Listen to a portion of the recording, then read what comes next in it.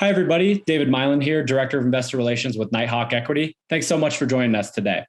Today, I'd like to cover one of the hot topics of real estate investing, foreclosed properties. As always, we have Drew Niffin as our guest, President of Nighthawk Equity. Thanks so much for joining us, Drew. Can you tell us a little bit about the risks and dangers of buying a foreclosed property?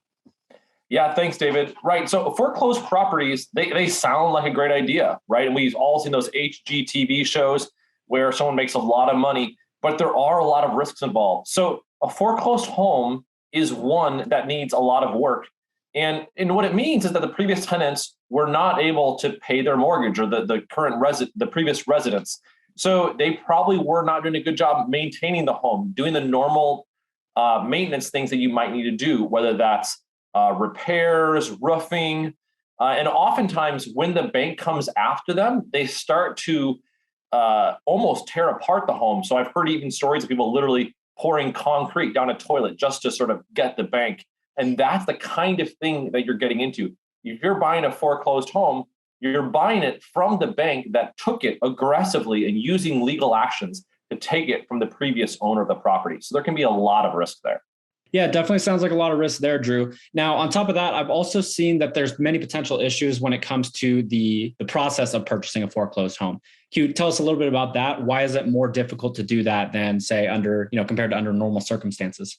Yeah, if you've ever bought a home before, 95% of home purchases are done the normal way with a home that's financeable, that passes inspection. And there's a whole industry that's built to handle those normal homes.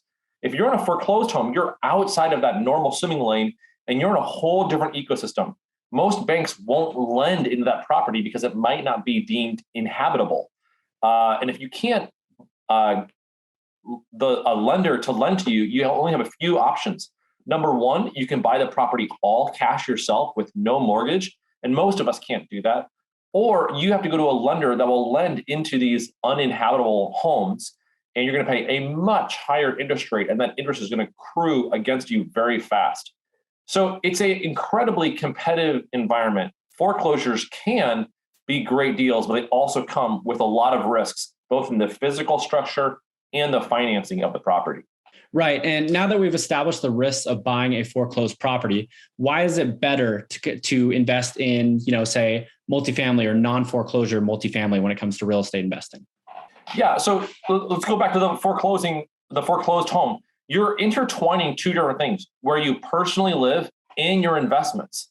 And that can be very stressful. So if we separate the two, and for where you live, you buy a home that makes sense, that you can get financed easily, that you're not trying to do these massive repairs on, then you have a safe, nice place to live in. And you take your dollars that you want to invest and you invest in great assets like multifamily that produce cash flow, where the tenants pay down the mortgage, where you have huge tax benefits, where you can force appreciation.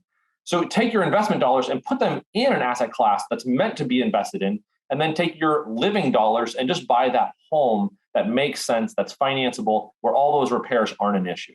All right. Thanks so much, Drew. To kind of sum things up here, foreclosures can be a great investment for you. There can be great deals out there. But if you're looking for a more stable investment, it's always better to invest in, stable multifamily. If you'd like to hear more about how to invest in multifamily real estate, please visit my calendar by visiting the link nighthawkequity.com/call. Love to set aside about 20, 30 minutes and speak to you. Other than that, thanks so much for joining, and we'll see you guys on the next one.